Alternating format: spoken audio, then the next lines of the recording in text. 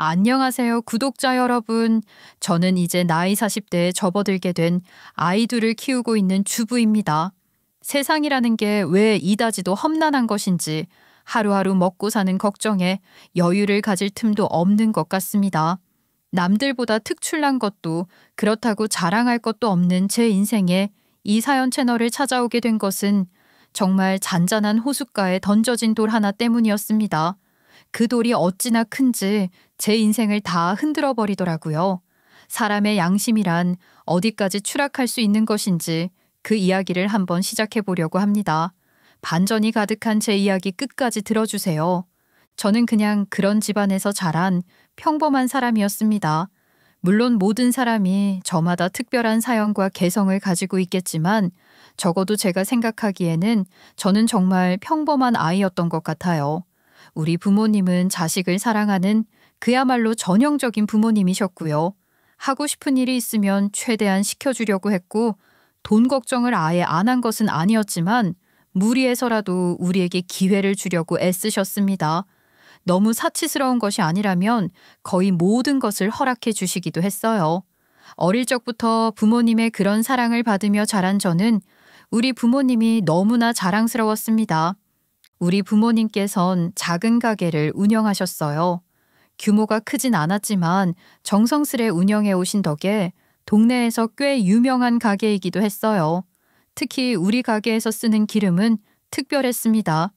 우리 할머니가 직접 짜신 기름이었는데 이게 정말 기름 한 방울까지 귀한 물건이었죠. 주부님들은 다들 아시죠? 그 기름이라는 게 음식 맛을 얼마나 좌우하는지요. 그래서 정말 좋은 참기름과 들기름 구하는 게 어렵다는 사실도 잘 아실 거예요.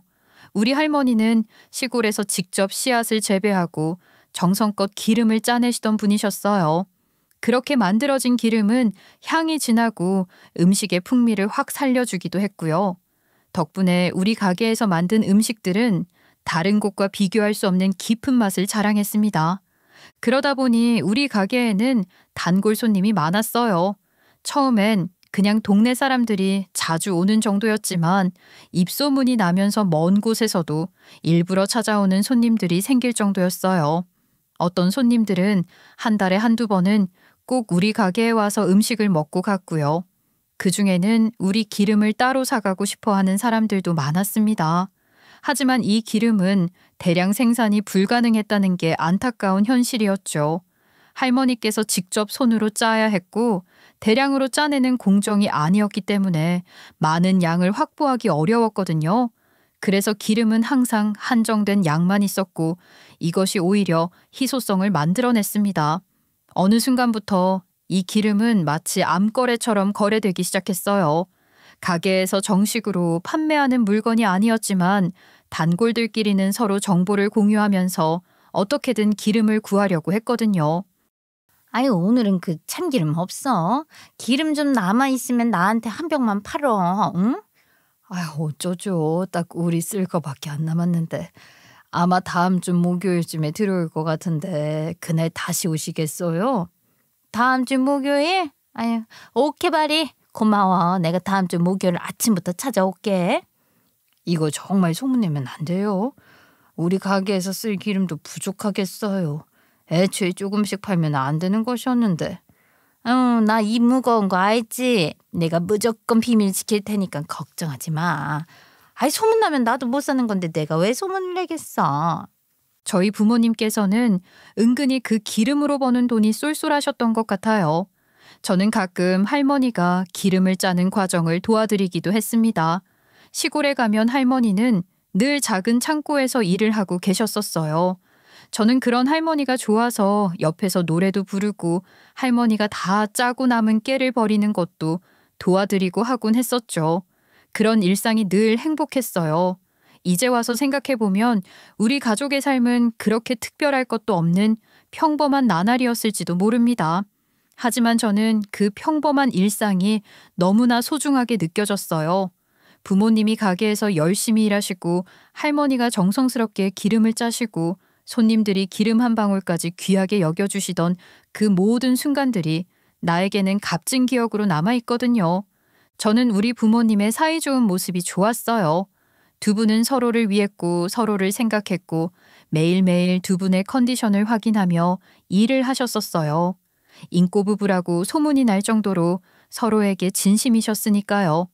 두 분 다 근면성실하게 일을 하셨는데 그런 모습은 정말 본을 받아야 한다고 생각을 했었습니다. 친구들 사이에서도 저희 부모님의 사이가 꽤 유명할 정도였으니까 알만하시죠? 저는 친구들 사이에서 조금 특이한 별명을 가지고 있기도 했어요. 바로 기름수저였습니다. 지금 생각하니까 진짜 웃기긴 하네요. 그 기름수저가 요즘 말하는 소위 중동의 오일머니 같은 것이었으면 좋았겠지만 저는 참기름수저였다는 게 조금 안타까울 뿐입니다.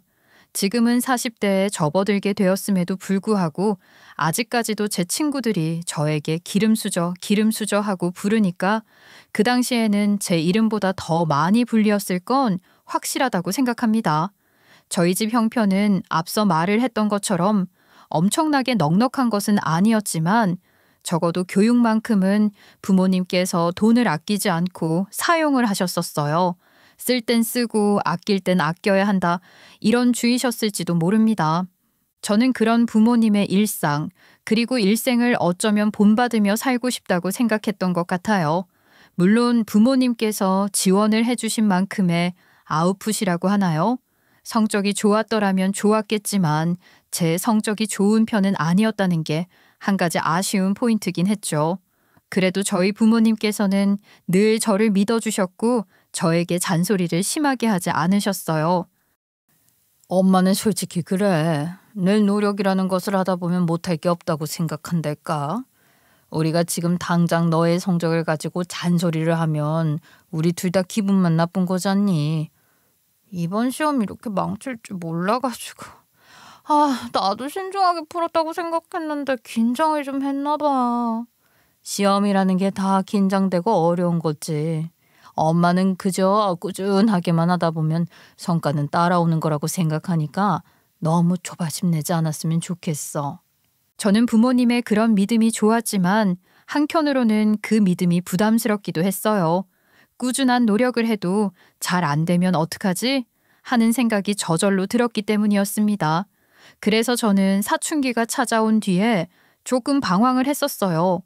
공부라는 게 뭘까? 저는 지금 당장을 즐겁게 보내고 친구들이랑 놀면서 떠들고 싶은데 왜 학교라는 감옥 안에 갇혀서 공부를 하고 친구들을 경쟁자로 인식을 해야 하는 건지 그런 현실 사회를 이해할 수 없어 반항에 다다르기까지 한 거죠.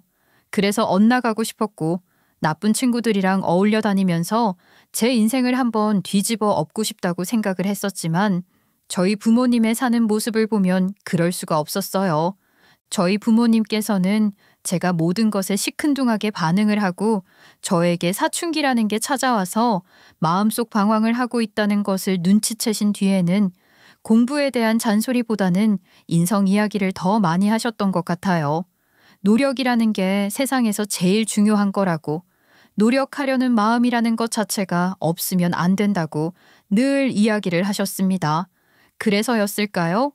저도 모르게 스스로에게 세뇌를 시킨 것 같아요. 노력을 꼭 하고 살아야 한다고 말입니다.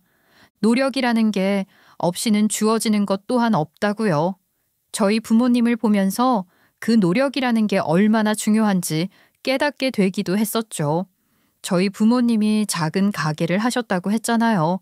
그게 식당이었는데 딱 테이블이 4개밖에 없는 작은 백반집으로 시작을 하셨어요. 처음에는 아버지의 직장 생활이 마음대로 잘 풀리지 않아서 자영업을 선택하셨던 것이었는데 꾸준하게 그 자리에서 터줏대감처럼 지키며 운영을 하다 보니까 이제는 테이블 10개를 두고 일을 하시게 되었죠. 물론 4개나 10개나 뭐 다르냐 하고 생각을 하시는 분들이 있으실지도 모르겠지만 더 크게 가게를 확장할 수 있는 기회도 있었어요. 하지만 저희 부모님께서는 2분이서 식당을 운영하셨고 다른 직원을 채용해서 쓸 마음이 없으셨어요. 2분이 정성스럽게 요리를 해서 손님들께 내놓고 싶어 하셨었죠. 손님들을 위해서 맛 자체에 변함을 주지 않기 위해서 딱 10개의 테이블만 굴리는 게 본인들에게 가장 적당하다고 생각을 하셨었어요. 그리고 배달도 따로 안 하셨죠. 저는 돈을 벌 수 있는 기회를 부모님께서 자꾸 놓친다고 생각했지만 저희 부모님께서는 마음을 급하게 먹고 돈을 벌기 위해서 주문을 받고 배달을 하게 되면 음식 퀄리티가 떨어져서 안 된다고 하셨죠. 그 말은 즉슨 저희 집이 애초에 돈을 긁어 모아서 부자가 될 수 있는 가능성이라는 것은 제로에 가까웠다는 말입니다. 답답하긴 했지만 저희 부모님의 방식이라고 하시는데 어쩌겠어요. 그래도 동네에서 오랜 시간 장사를 하기도 했고 할머니께서 돌아가시기 전까지는 참기름, 들기름 할 것 없이 직접 짠 기름을 소소하게 팔기도 했기 때문에 동네 사람들에게는 엄청나게 인기가 있는 집이었습니다. 덩달아 제가 매일매일 열심히 살기도 했었고 우리 부모님도 동네에서 일어나는 굳은 일을 무시하지 않고 늘 제일 먼저 앞장서서 나섰던 분들이기 때문에 동네 사람들도 저희 가족을 좋아했어요. 아빠, 이번에도 저기 언덕길에 얼음 깨러 갈 거야? 어제 보니까 꽝꽝 얼겠던데. 그래? 아이 그러면 저 창고에서 삽이랑 좀 꺼내올래? 동네 어르신들 아침 10시면 경로당 가시는데 미끄러지지 않게 미리 깨놔야지. 아휴, 누가 알아주는 것도 아닌데. 우리 아빠도 참 정성이다. 아니 조금만 지나면 주민센터에서 염화칼슘인가 염화나트륨인가 뭔가 그거 뿌리는 거 아니야? 그거는 날이 추우면 녹다가 다시 얼고 그래. 아예 삽으로 쳐서 저기 깨부시는 게 마음 편하지 않겠어? 사실 저는 이해가 잘 안 갔어요. 고생은 고생대로 하고 또 눈이 내리고 날이 추워져서 얼면 그 상태 그대로이지 않나 싶기도 했거든요. 하지만 저희 부모님께서는 나가서 동네 사람들이랑 꼭 제설 작업을 하곤 하셨어요. 저희 집 가는 길에 좀 가파른 오르막길이 하나 있었거든요. 사실 거기가 얼어버리면 저도 올라가기가 힘든데 노인분들은 얼마나 힘드시겠어요. 저희 부모님은 그 노인분들을 위해서 나서서 봉사를 하신 거죠. 그러니 동네에 저희 부모님을 싫어할 사람이 하나도 없었다 이 말입니다. 매일을 알차게 1분 1초를 허투루 사는 법이 없는 저희 부모님의 평생을 보면서 저도 점점 한 해 한 해 시간이 갈수록 우리 부모님의 모습을 본받아 열심히 살아야겠다고 생각을 했어요. 저한테 그게 도움이 되는 일이라고 생각을 하기도 했고 어릴 때 살짝 속 썩였던 부분에 대한 만회랄까요? 저희 부모님의 기대값에 부응을 하고 싶다고 생각을 했었거든요. 저는 우리 부모님처럼 살고 싶다는 상상을 하면서 미래에 대한 꿈을 많이 꾸었는데 그중에는 결혼이라는 것도 있었어요. 결혼에 대한 상상을 꽤 많이 했어요. 저를 공주처럼 대접을 해줄 사람을 만나고 싶다는 것이 아니라 저와 함께 미래를 알차게 그려갈 수 있는 사람을 만났으면 좋겠다는 생각을 하게 되었습니다. 성인이 된 이후에 몇 번의 연애를 해보긴 했지만 제 마음에 쏙 드는 사람이 없었거든요. 하지만 집신도 제 짝이 있다고 남편을 딱 만나게 되었죠. 저희 남편은요, 정말로 성실한 사람이었습니다. 회사 동료가 연애조차 하지 않는 저를 보면서 소개를 해준 사람이었는데 제가 꽤 매일매일을 열심히 루틴을 짜서 생활을 하고 있을 때 소개를 받았거든요. 저는 그때 아침 9시에 출근을 하고 6시에 퇴근을 하면 간단하게 샐러드로 저녁을 때우고 운동을 다녀온 뒤에 씻고 자는 그런 생활을 했어요. 주말에는 취미 생활을 즐기기도 했었고요. 알차게 살 때 동료가 저랑 비슷한 사람이 있다고 소개를 시켜준 거죠. 아이 진짜 딱 한 번만 만나보라니까. 둘이 만나면 1분 1초를 절대 허투루 쓰지 않을 것 같아서 그래. 똑같은 성향을 가진 사람이라고. 그러면 너무 예민하거나 계획대로 안 되면 성질 팍팍 부리고 그러는 거 아니야? 아, 난 또 그런 사람은 싫은데. 걱정을 안 할 수 없었죠. 그런데 남편은 제가 정말 딱 원하는 사람이었어요. 저처럼 사는 사람을 어디 가서 만나기 쉬운 건 아니잖아요. 본인이 계획을 한 일이 있으면 그 계획대로 착착 실천을 하는 모습이 저에게는 조금 매력적으로 다가오게 되었어요. 누가 보면 너무 로봇 같다고 혹은 기계적이라고 생각을 할 수 있을지도 모르겠지만 저는 남편의 그런 모습이 가장 매력적이라고 생각을 했습니다. 보통 그런 사람들은 본인이 세워둔 계획대로 되지 않으면 짜증을 낸다거나 예민해지기 마련인데 저희 남편에게는 그런 예민함 따위가 전혀 없었거든요. 긍정적으로 생각했어요. 아, 오늘은 계획이 좀 실패네. 다음번에는 더 확실하게 알아봐야겠다. 미안해. 미안할 게 뭐가 있어. 나도 좀 알아봤어야 했는데 우리 다음에는 꼭 성공적으로 움직이자. 난 당신이 이렇게 이해를 잘해줘서 고맙다니까. 당신 덕분에 나도 더 긍정적으로 생각할 수 있게 된 것 같아. 본인이 긍정적인 거면서 저에게 그 공을 돌리는 모습까지도 좋았죠. 그래서 결혼을 하게 되었어요. 한 번은 데이트를 하는데 남편이 찾은 맛집이 문을 닫은 거죠. 거기서부터 하루가 꼬이기 시작했습니다. 가려던 카페의 메인 메뉴가 사라졌고 기대했던 공연도 정말 실망적이었어요. 남편이 짠 데이트 코스라 제가 눈치가 보일 지경이었는데 남편은 미안하다 사과부터 하며 다음에는 더 잘해보겠다고 말을 하더라고요. 그때 느꼈습니다. 남자는 본인의 감정보다 제가 먼저구나 하는 것을요. 이런 게 배려 아니겠어요? 그래서 저는 남편과 결혼을 하기로 마음을 먹었습니다. 하지만 결혼이라는 것은 집안과 집안의 만남이라는 것을 간과한 거죠. 저는 남편의 집안이 그렇게까지 힘들 줄은 몰랐습니다. 집안 사정이 꽤 많이 안 좋았었어요. 어쩐지 남편이 돈을 쓸 때 정말 계획적으로 쓴다고 생각을 했었는데 알고 보니 시부모님을 거의 봉양하다시피 하고 있었기 때문이었던 거죠. 남편에게 형이 하나 있었는데 그 형이 좀 개차반이었거든요. 당연히 집안 이야기가 나왔으니까 아주버님에 대한 이야기를 하지 않고 그냥 넘어갈 수가 없지 않겠어요. 아주버님은 학창시절 때부터 동네에서 알아주는 사고뭉치였다고 하더라고요. 동네 사람들이 그 집 첫째 아들? 하면 모르는 사람이 없을 정도로요.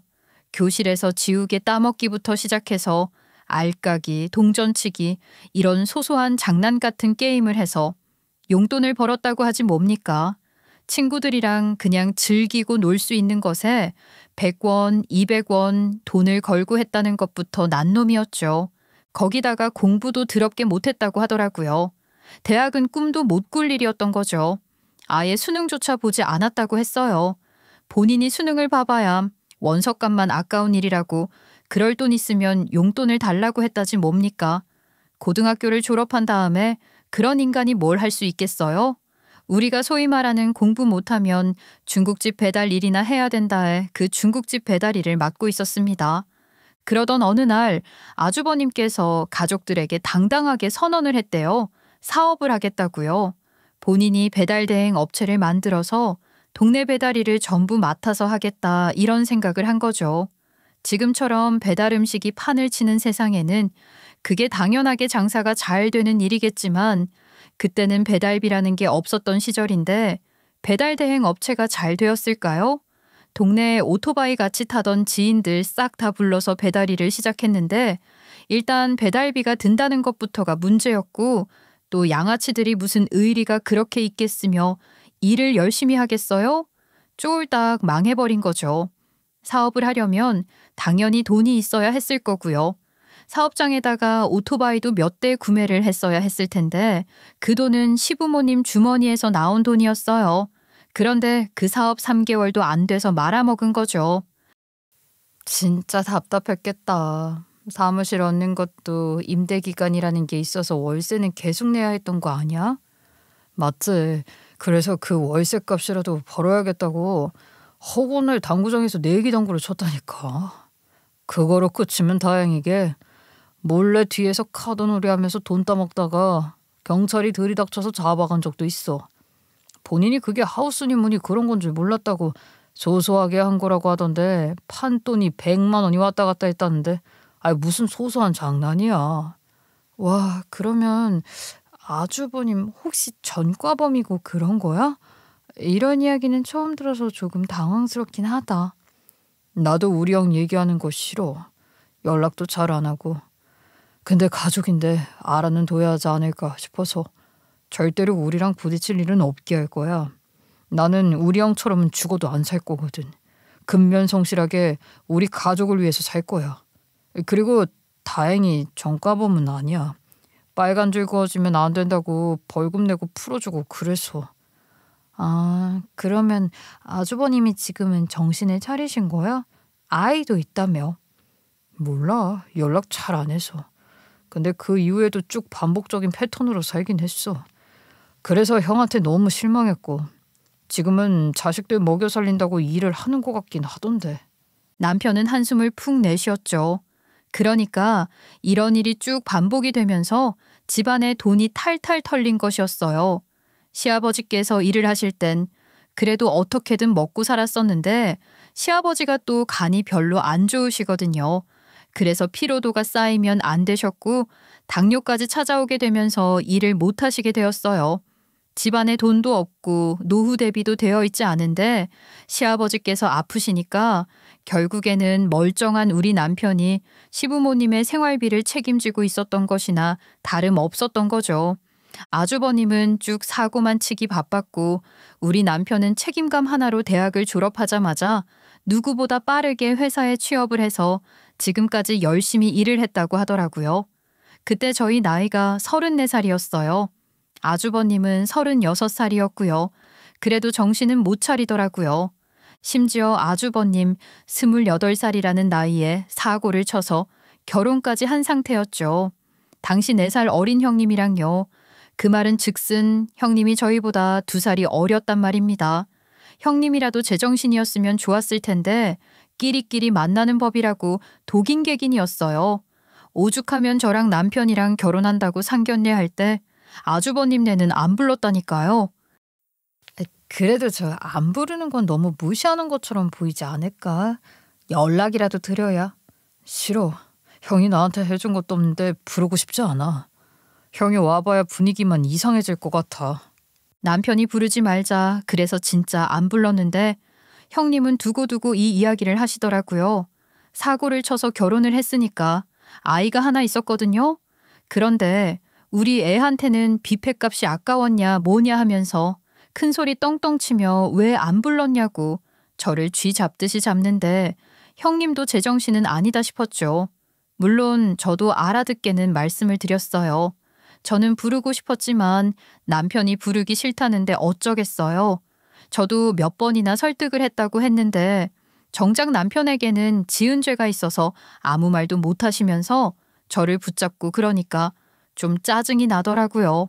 그런 모습을 보면서 남편이 왜 부르고 싶어 하지 않았는지 이해가 갈 정도였다니까요. 윗사람이 윗사람 같아야죠. 아무튼 남편이랑 저랑은 결혼을 했고 아이를 둘이나 낳았는데 그렇게 시간을 보내며 사는 동안 별일이 많았습니다. 제가 아이를 연년생으로 낳게 되었거든요. 사실 첫째 아이를 낳을 때는 저희가 계획을 하고 시기까지 딱 맞춰서 임신을 했었는데 둘째는 예상치 못하게 너무 빨리 생겨서 당황스러울 정도였습니다. 그래도 아이를 가진 건 축복이라고 생각했으니까 열심히 잘 키우자고 남편이랑 약속했죠.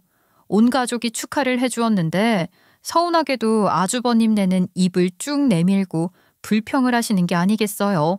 그것도 정말 기분 나빴습니다. 아니, 돈도 없으면서 둘째를 가졌다고? 우리도 아직 둘째를 가지지 않았는데 대단하네. 아이가 바로 들어설 줄은 꿈에도 몰랐어요. 그래도 행운처럼 찾아온 아이니까 행복으로 키워보려고요. 그것도 돈이 있어야 가능한 일이지. 그러면 애들 키우면서 시부모님 생활비 드릴 돈은 있는 거야? 없으면 곤란한데. 그렇게 말을 하는데 아니 시부모님의 돈을 다 날려먹은 게 누군데 그런 소리를 하는 건지 참 황당하더라고요. 제가 입 딱 다물고 아무 소리도 안 하니까 꿍시렁 꿍시렁 지네 집은 곧 죽어도 돈 없다고 말을 해버리는데 누구는 돈 있어서 생활비를 지원하고 있는 것이겠어요? 형님, 그래도 저희가 같이 시부모님 생활비를 지원하면 부담이 좀 덜하지 않을까요? 형님 말씀대로 저희도 둘째가 생겨서 들어갈 돈이 2배가 됐는데. 우리 완전 하루 벌어서 하루 먹고 사는 사람들인 건 몰라서 그래? 아유, 돈 없는데. 이제 둘째까지 생겼으니까 동서네 집에서는 뭐 얻어먹기도 힘들겠네. 네? 아니 저희한테 뭐 얻어먹을 게 있으시다고. 시조카도 11살인데 저희가 뭐 해줄 수 있는 게 있을까요?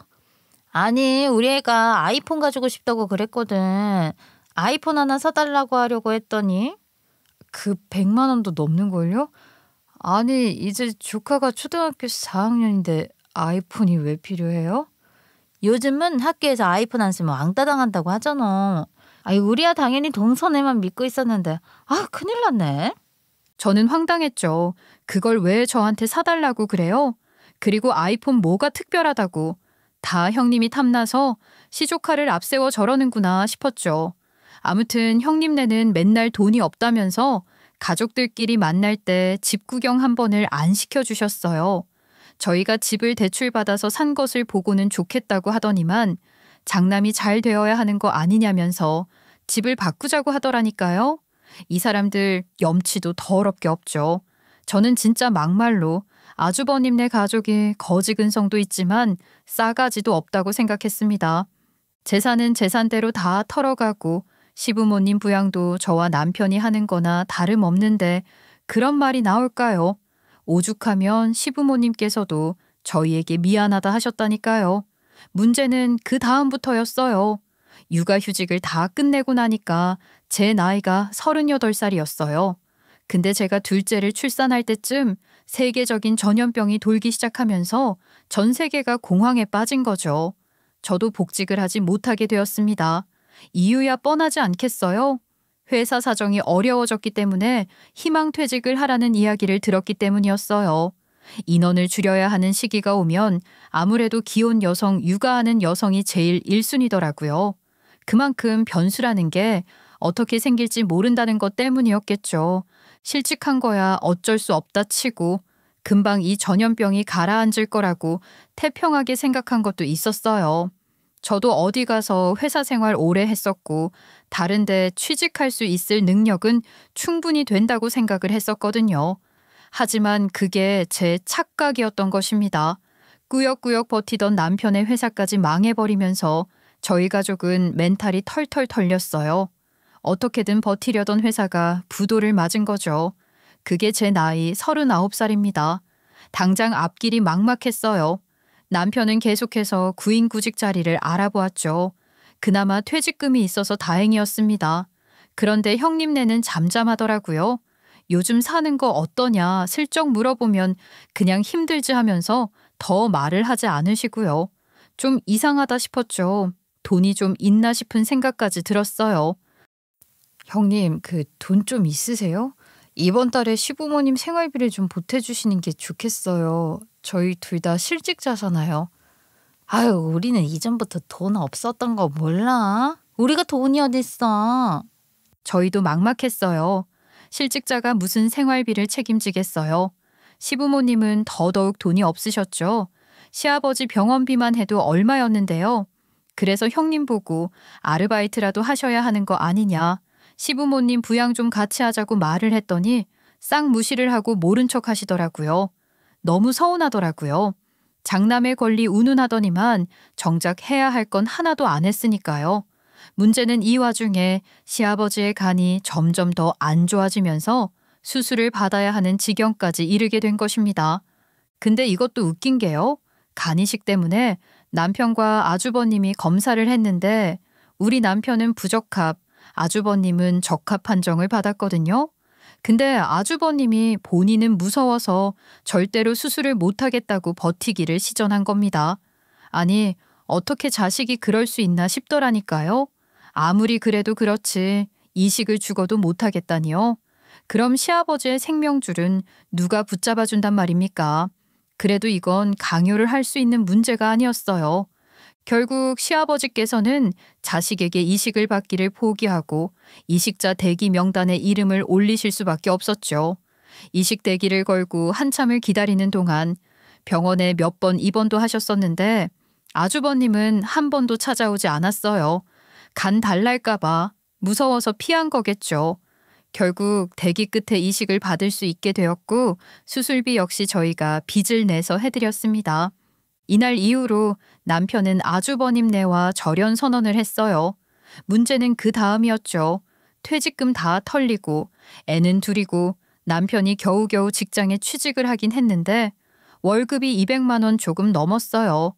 저도 안 되겠다 싶어서 취직 자리를 알아보는데 여자는 힘들더라고요. 저는 고민 끝에 나이 40의 파출부로 일을 시작하게 되었습니다. 그 집이 별건 없어요. 그냥 지킬 것만 지키면 돼. 부부가 해외에서 일을 하는데 부자야. 그래서 낮 시간대에는 집에 잘 없거나 해외 시차 때문에 뭐 낮에 잔다나. 그래서 부부 침실만 제외하고 거실이랑 다른 방 청소만 하고 반찬만 몇 가지 해두면 바로 퇴근해도 돼. 사장의 말대로 지킬 것만 딱 지키면 된다는데 월급을 무려 350만 원이나 준다는 겁니다. 그 대신 그 집에서 보고 들은 것들에 대한 비밀 유지를 해야 한다고 했어요. 제가 어디 가서 그런 이야기를 떠벌리겠어요. 당연히 감사합니다 하고 일을 시작했죠. 그렇게 출근을 한 지 일주일이 지났을 때까지도 저는 집주인 부부를 마주칠 수가 없었습니다. 가족들이랑 해외에 가 있다고 하더라고요. 놀러요. 얼마나 부자면 이런 호화스러운 생활을 할까 싶기도 했어요. 집에 가족 사진 하나 걸려있지 않아도 그림은 빼곡하게 걸려있더라고요. 부부 침실과 제일 끝방에만 들어가지 말라고 하길래 청소할 구역이 확 줄어들어서 행복했죠. 일은 정말 고요하고 뭐가 없어서 할 게 없었어요. 큰 대저택 같은 곳이었고 마당도 딸려있는 2층 집이었는데 오히려 공간이 넓어서 바닥 청소만 잘 하면 되더라고요. 제일 좋았던 것은 집주인이랑 부딪힐 일이 없었다는 겁니다. 잔소리를 하거나 뭘 시키는 사람이 없었다는 뜻이니까요. 그렇게 일을 시작한 지 한 일주일쯤 지났을 때였습니다. 제가 출근을 하기 전에 집주인 부부가 해외여행을 갔다가 돌아온다는 이야기를 전해 들었어요. 그래서 혹시 마주치려나 싶었죠. 그래도 평소에 저 같은 파출부가 일을 할 땐 방에서 나오지 않는다고 했었고 또 비행기를 타고 왔다 갔다 했으니 피로도가 있어서 자고 있을지도 모른다고 생각을 했죠. 출근을 해서 거실에 짐을 내려놓고 청소를 할 준비를 하는데 2층에서 누가 가운만 입고 내려오는 게 아니겠어요? 고개 숙이고 인사부터 한 뒤에 사모님의 얼굴을 딱 봤는데 이게 웬걸요? 형님이 제 눈앞에 있는 겁니다. 형님, 아니 여기서 뭐 하세요? 형님 지금 미치셨어요? 불륜이라도 저지르고 계신 거예요? 저는 깜짝 놀라서 가운만 입은 형님의 팔을 잡고 아주버님에게 이르기 전에 옷 입어라 나가자 했죠. 그런데 더 충격적인 일이 벌어졌죠.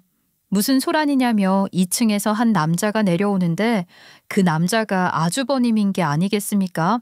셋이 동그랗게 눈을 뜨고 상황 파악을 했죠. 아주버님이 갑자기 당황스러운 얼굴을 하며 턱을 매만지더니만 1층 거실에 널브러뜨려 놓은 여행 가방에서 까만 봉지 하나를 찾더니만 저의 손에 쥐어주시는 겁니다. 재수씨, 이거 받고 나가. 그리고 오늘 여기서 본 건 아무한테도 얘기하지 마. 애초에 비밀유지 조항에 사인했던 거 기억하지? 계약 조건 말이야. 저는 묵직한 봉다리를 슬쩍 들여다봤죠. 그 봉지 안에는 돈이 들어있었습니다.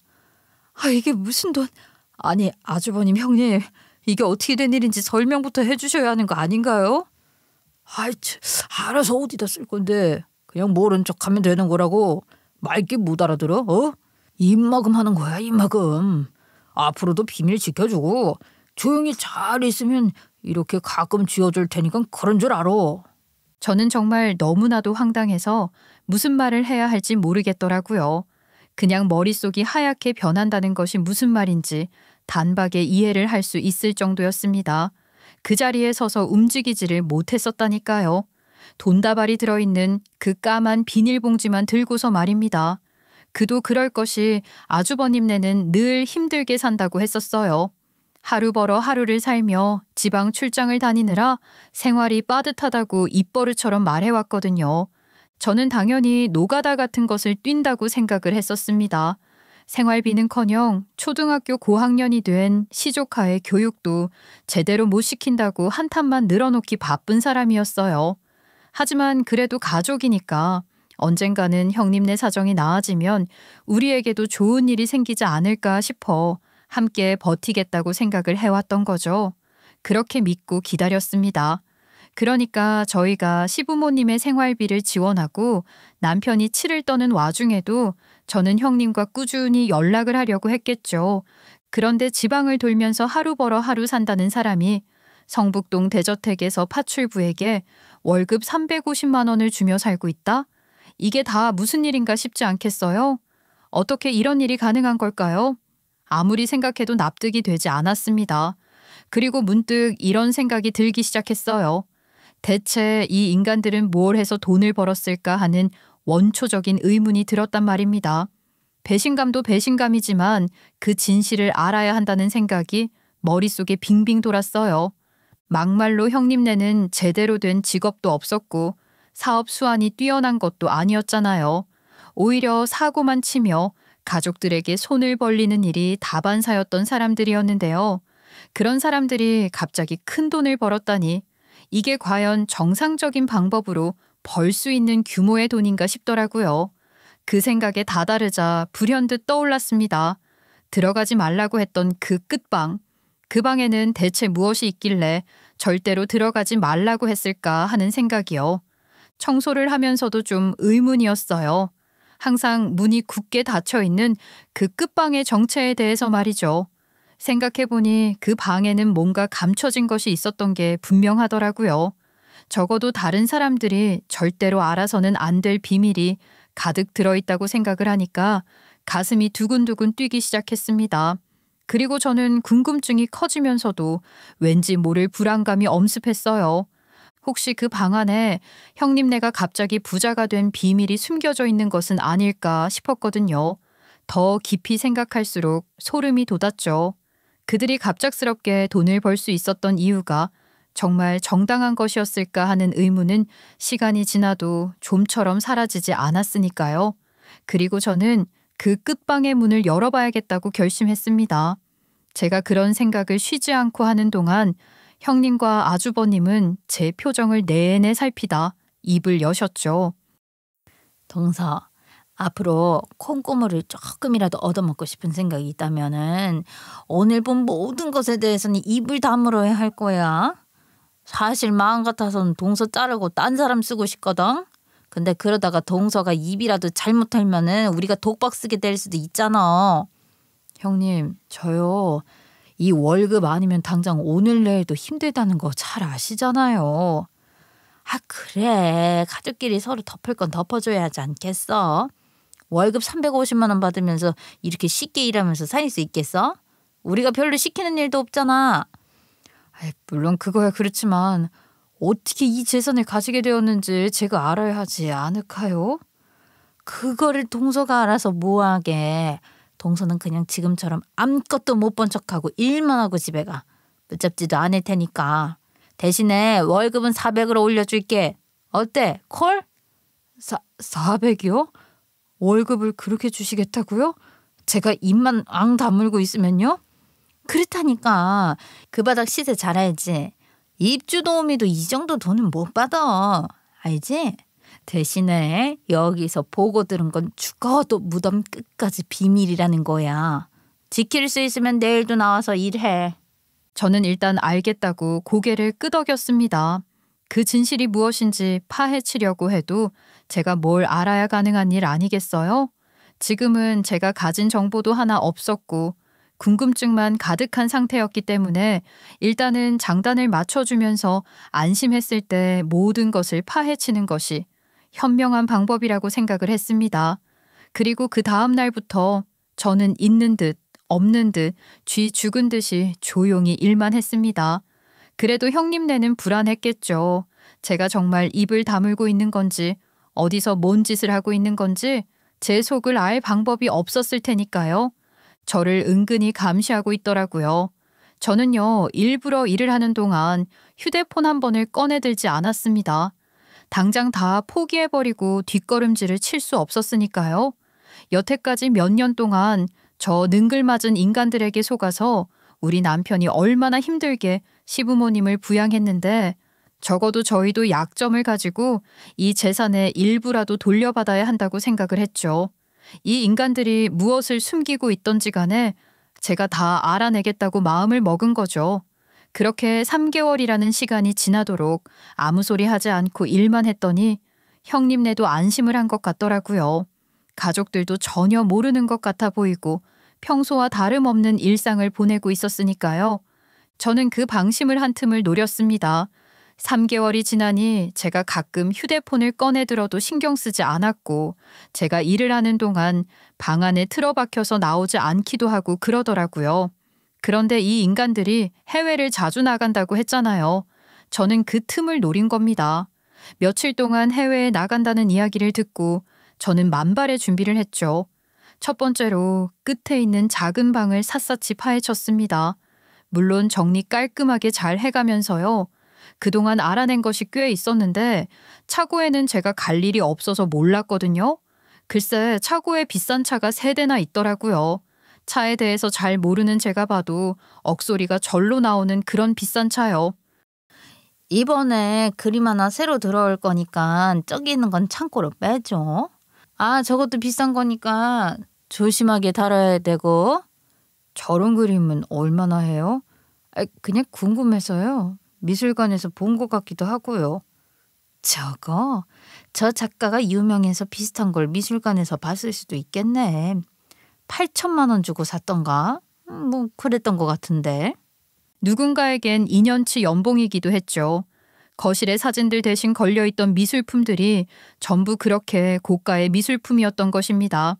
그림만 해도 몇 개가 걸려있는데 그걸 다 따지면 수십억은 나올 수도 있겠다는 생각이 들 정도였어요. 거기다가 명품백도 오지게 많더라고요. 하나를 훔쳐가도 모를 만큼 말입니다. 제가 아주버님 댁에서 일을 하는 동안 시아버지께서 형님께 전화를 걸어서 혹시 생활비를 조금 보태줄 수 있냐는 이야기를 하시는 것도 몇 번 들었었어요. 근데 그때마다 형님은 고급 스파에 마사지 예약을 해둔 걸 뻔히 아는 제 앞에서 눈 한 번 깜빡이지 않고 거짓말을 하더라고요. 아버님, 저희가 돈이 어디 있어요. 지금도 그이 대구에 있어요. 일용직으로 먹고 사는 사람인데 그렇게 돈을 빌려달라고 말을 하고 싶으셔요? 너무 하시네요. 그러면 시아버지께서는 미안하다고 씁쓸하게 전화를 끊으시는데 저는 정말 온몸이 부들부들 떨릴 지경이었습니다. 받아먹을 건 혼자 다 받아먹은 아주버님네가 저렇게 안면몰수를 하고 구라를 치는데 어떻게 화가 나지 않을 수 있겠어요? 형님, 그래도 돈이 이 정도 있으면 조금은 보태주실 만하지 않나요? 원래 처음이 어렵지 2번, 3번은 쉬운 거라니까. 돈 있는 티를 내면 그지들이 들러붙는 법이야. 저는 꼭 이들에게 복수를 하고 싶었습니다. 그리고 일을 한 지 5개월이 지났을 때 끝방에서 드디어 찾게 되었어요. 우리 남편이 퇴직금까지 탈탈 털어서 시부모님을 부양하는 사이에 이 못된 인간들이 불법적인 사업장을 운영하면서 돈을 챙겼다는 것을 말입니다. 그 자료를 찾았을 때 저는 눈물까지 나올 뻔했다니까요. 해외 출장이라는 것도 말입니다. 글쎄 필리핀에 있는 소위 말하는 게임장으로 출근을 하기 위해서였던 것이었어요. 정말 대단하지 않습니까? 이건 범죄잖아요. 그런 불법을 통해서 이만큼의 부를 챙긴 것이었습니다. 심지어 불법 페이퍼 컴퍼니도 하나 운영을 하고 있었는데 불법으로 돈을 세탁하는 페이퍼 컴퍼니였더라고요. 그래서 집에 미술품들이 많이 있었던 것입니다. 미술품들은 세금을 따로 내지 않는 부분이 있다고 하더라고요. 대단하죠? 제대로 배운 것도 없는 사람들이 어쩜 이렇게 불법에는 빠삭한 건지 기가 막힐 지경이었어요. 거기까지는 속이 부글부글 끓고 눈이 이글이글 타오르는 정도였는데 그 페이퍼 컴퍼니가 저희 남편 이름으로 되어 있다는 것을 발견하고는 실성할 뻔했습니다. 우리 남편이 만약 이런 존재를 알았으면 당연히 저에게 말을 했을 텐데 저한테 그동안 말 한마디를 안 했다는 걸 보면 모르고 있을 확률이 99%였죠. 남편도 모르는 사이에 불법 사업의 책임을 뒤집어 씌우려던 것이었다라고 밖에 설명이 되지 않는 겁니다. 그 증거까지 발견을 했을 땐 더 이상 참을 수가 없어서 남편에게 말을 했죠. 여보, 아주버님께 명의를 빌려준 적 있었어? 그러니까 무슨 사업 관련해서 그랬던 적 있었냐고. 그거를 당신이 어떻게 알아? 아주 한참 전에 우리 형이 신용불량자라서 그 배달 대행업체 차린다고 했을 때 4명이 빌려준 적이 있었어. 그러니까 그때 가진 정보를 가지고 페이퍼 컴퍼니까지 만들었다는 겁니다. 진짜 미친 사람 아닙니까? 저는 이 상태로 두었다가는 우리 남편이 쥐도 새도 모르게 범죄자로 낙인 찍혀 잡혀갈 수도 있다고 생각을 했습니다. 불법 페이퍼 컴퍼니의 명의자라니요. 안 될 일이죠. 저는 퇴근을 하고 바로 변호사를 찾아갔습니다. 변호사는 저의 이야기를 쭉 듣고 조언을 해주었죠. 단순히 신고를 하게 될 경우에는 증거를 은폐할 가능성이 있다고 경찰이랑 같이 협동수사를 하는 게 좋을 거라고 했습니다. 변호사와 함께 경찰서를 찾아갔고 저는 정말 몇 시간에 걸쳐서 조서를 작성했습니다. 알고 보니까 아주버님이 운영을 하는 것은 온라인 불법 게임장 같은 것이었는데 그 게임을 하려면 실제 돈이 필요한 거고요.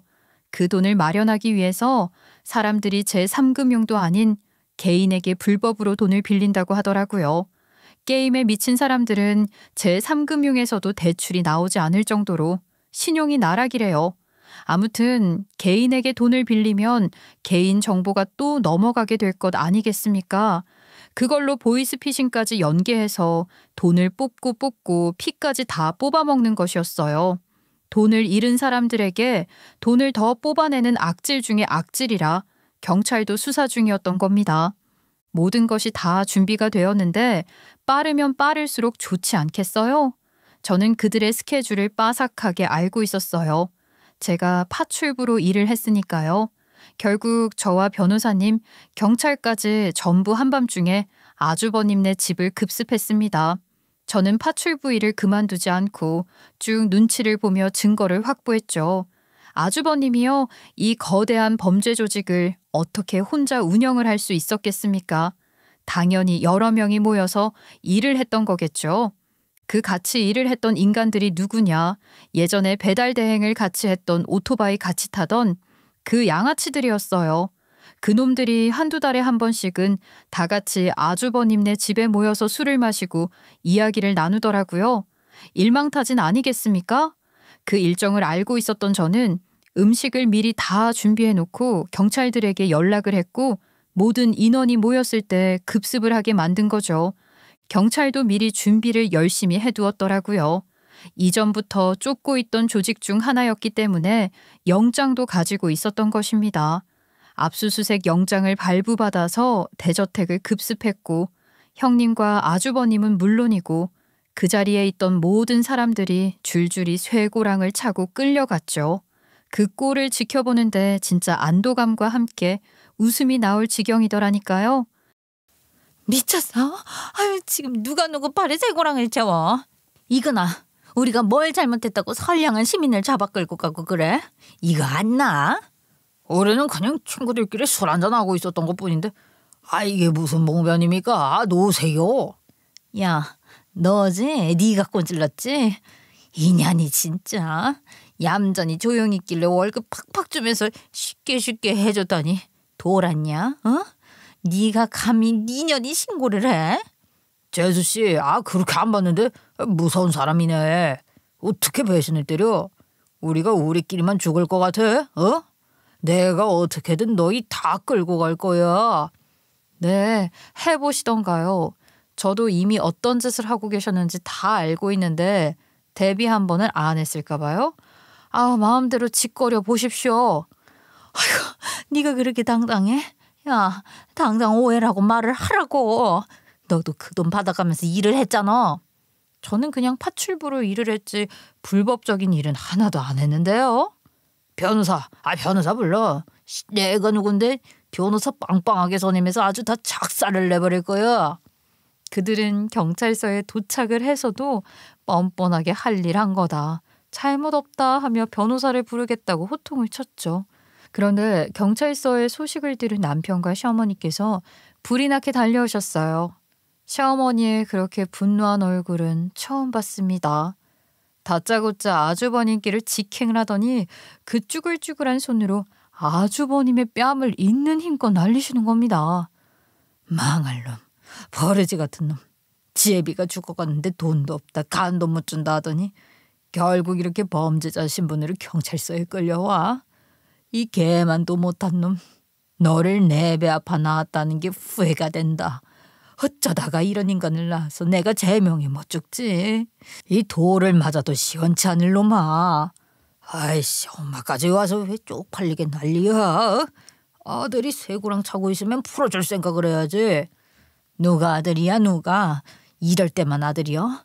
아이고 선생님들, 이 개만도 못한 놈 절대로 선처해주지 마시고 감옥으로 보내주세요. 아예 국내에서 추방이라도 시켜주시오. 시어머니가 울면서 그렇게 말을 하시는데 저도 코가 괜히 시큰해졌어요. 남편도 충격을 받은 건 마찬가지였죠. 형이 정말 내 명의를 도용해서 페이퍼 컴퍼니를 만들었다는 거야? 형은 내 가족 아니야. 원래도 그렇게 생각했지만 지금은 더더욱 아니야. 2번 다시는 보고 싶지 않아. 자, 이제 유치장으로 이동하실 겁니다. 그동안 불법으로 자금 축적했던 것들 전부 압수될 겁니다. 미술품도 마찬가지고요. 아니 니들이 나한테 해준 게 뭐가 있다고 내 재산을 압류하고 내 미술품도 가져가. 이것들이 미쳤나? 그게 얼마짜린데. 내 변호사 불러. 변호사 부를 돈은 있으시고요. 불법적인 자산이니까 당연히 압류죠. 탈세는 그렇게 하신 분이 그건 모르셨나 봐. 저는 혓바닥을 내밀며 약을 올렸습니다. 결국 변호사는커녕 변호사비도 안 남게 되었죠. 형님과 아주버님은 경찰 조사 받으면서 탈탈 털렸어요. 중대한 범죄라서 빠져나갈 구멍이 없었죠. 기사가 나기도 했는데 워낙 보이스피싱과 온라인 불법 게임에 대한 기사들이 많아서 누구 이야기인지 찾지도 못하겠더라고요. 형님과 아주버님은 재판 끝에 경제사범으로 감옥에 가게 되었습니다.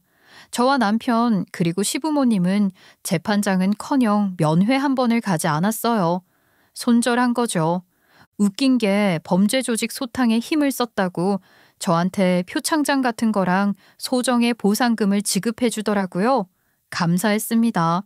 게다가 아주버님이 처음에 시부모님께 돈을 빌려갔을 때 나중에 갚겠다고 각서를 쓴 것을 시아버지께서 버리지 않고 가지고 계신 덕분에 대여금 반환 소송을 걸 수 있다는 것을 알았죠.